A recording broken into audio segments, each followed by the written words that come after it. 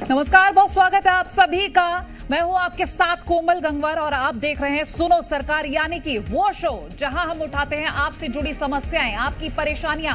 इस शो के जरिए हम मांगते हैं जिम्मेदारों से जवाब ताकि आपको मिल सके आपकी समस्या का समाधान। तो चलिए शुरू करते हैं सुनो सरकार की आज की कड़ी।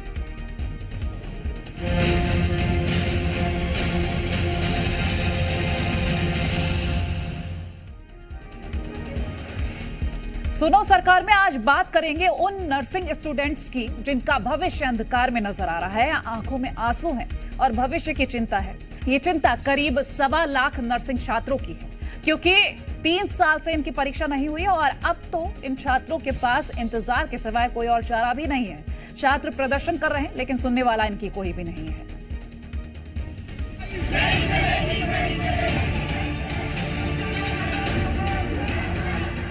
मध्य प्रदेश की राजधानी भोपाल में हड़ताल कर रहे इन छात्रों का भविष्य अंधकार में है, क्योंकि ये किसी को पता ही नहीं है कि इनके एग्जाम होंगे या नहीं। नर्सिंग के करीब 1.25 लाख छात्रों की कोई सुध लेने वाला नहीं है।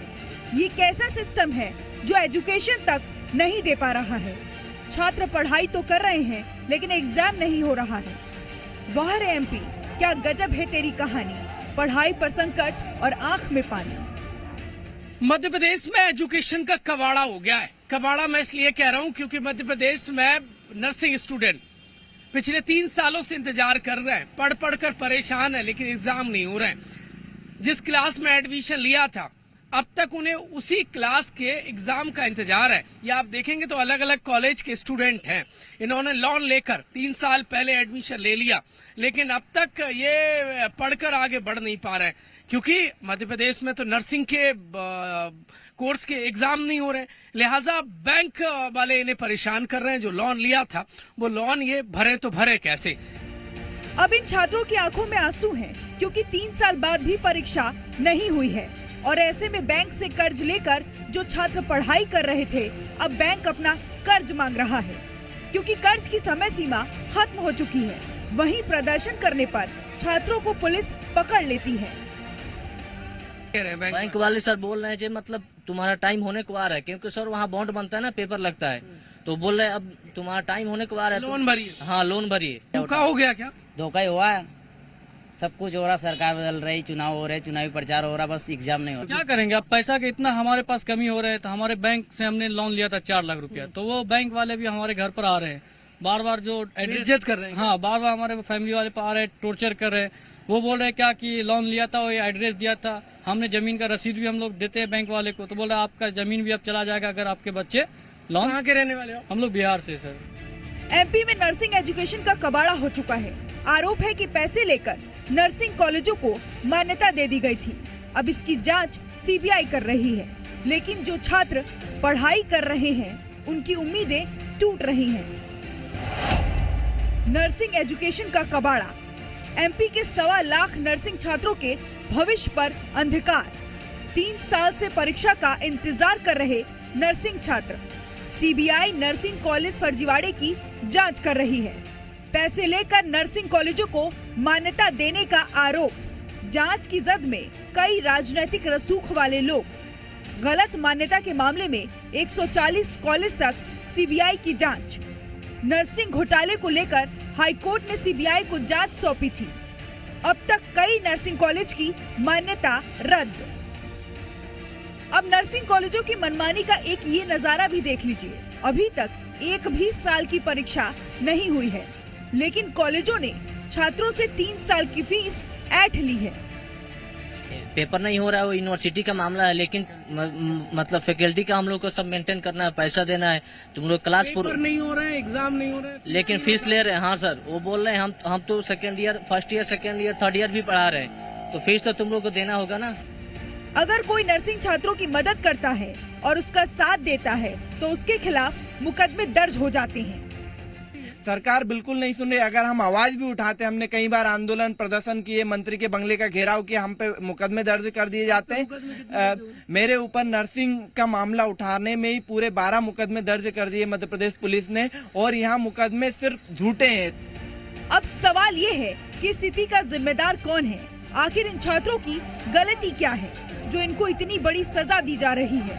और इनके आने वाले भविष्य का अभी तक कुछ अता पता नहीं है। प्रमोद शर्मा, जी media.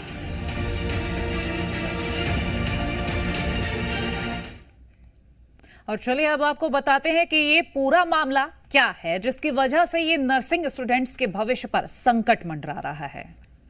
Post basic BSc nursing प्रथम वर्ष और बीएससी नर्सिंग प्रथम वर्ष की परीक्षा को लेकर जनहित याचिका दायर।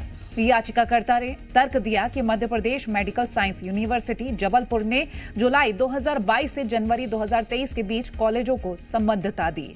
संबद्धता के बाद 11 से 18 फरवरी 2023 के बीच विद्यार्थियों का नामांकन किया गया।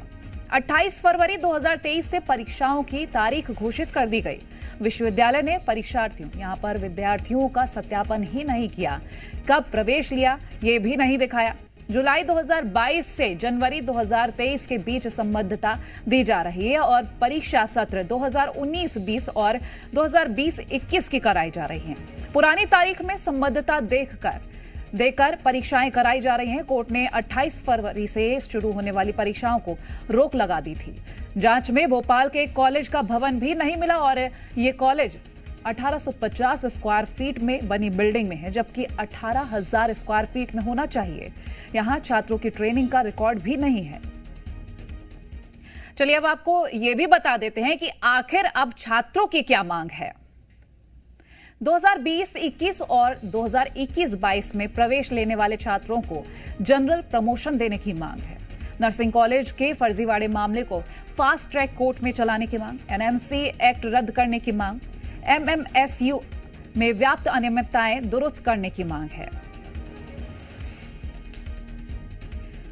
तो एमपी में नर्सिंग छात्रों का भविष्य दांव पर लगा हुआ है। अब ऐसे में सिस्टम पर कई सवाल उठ रहे हैं, वहीं सरकार से भी लोग सवाल पूछ रहे हैं। पहला सवाल, क्या फर्जीवाड़े की भेंट चढ़ गया छात्रों का भविष्य? दूसरा सवाल, कब होगी नर्सिंग छात्रों की परीक्षाएं? तीसरा सवाल, नर्सिंग छात्रों के भविष्य के साथ आखिर खिलवाड़ क्यों? चौथा सवाल, छात्रों की मांगों पर आखिर कब विचार करेगी सरकार? पांचवा सवाल, नर्सिंग छात्रों के साथ खिलवाड़ का जिम्मेदार आखिर कौन? जी मीडिया संवाददाता प्रमोद शर्मा हमारे साथ लाइव जुड़ गए हैं। प्रमोद, देखिए एक लंबे वक्त से छात्रों की तरफ से मांग की जा रही है, लेकिन मांग पूरी नहीं हो रही और इतने लंबे वक्त से एक ही कक्षा में अटके हुए हैं, परीक्षा नहीं कराई जा रही, इतनी सारी चीजें जो सामने आई है, आपसे तमाम जो जानकारी है वो हासिल करना चाहेंगे।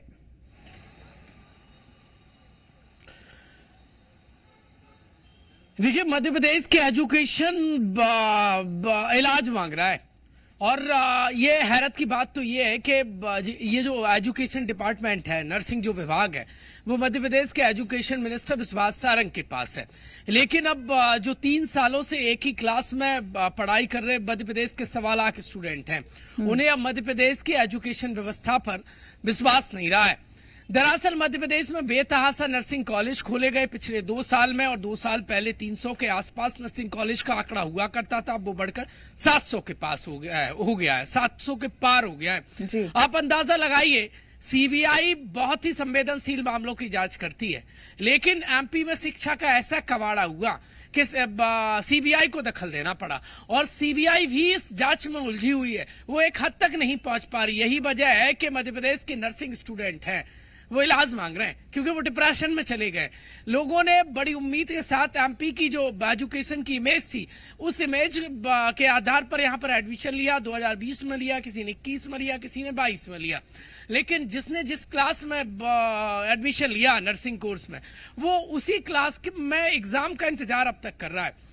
हैरत की बात तो यह है कि बच्चा पढ़ कर आगे बढ़ता गया, लेकिन एग्जाम नहीं हुए, सर्टिफिकेशन नहीं हो पाया और कॉलेजों ने इस कदर लूटा कि लूटने में उन्होंने कोई रहम ना दिखाया।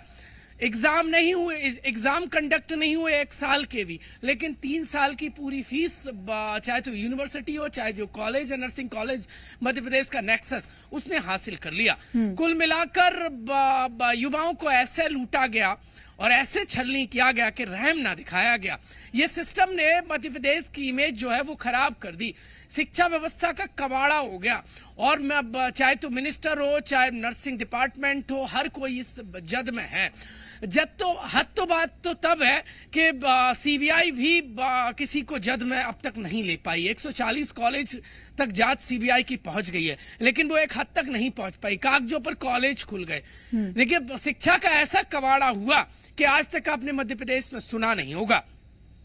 वो नर्सिंग के स्टूडेंट जिन्होंने ये सोचकर संभवतः एडमिशन लिया था कि वो नर्सिंग का कोर्स कंप्लीट करके लोगों का इलाज दूर करेंगे, जख्म दूर करेंगे, लेकिन वो इस वक्त खुद देखिए मरहम यानी इलाज मांग रहे हैं, लेकिन ना तो सिस्टम उन्हें दे पा रहा है, क्योंकि सिस्टम करप्ट इस कदर है कि कागजों पर कॉलेज खोले गए और मंत्री से लेकर तमाम लोगों तक ये जब स्टूडेंट जाते हैं तो उन्हें धुतकार दिया जाता है। हालात तो ये हो गए, यदि कोई इनकी मांग सख्ती से रखता है तो दर्जनों केस लाद दिए जाते हैं।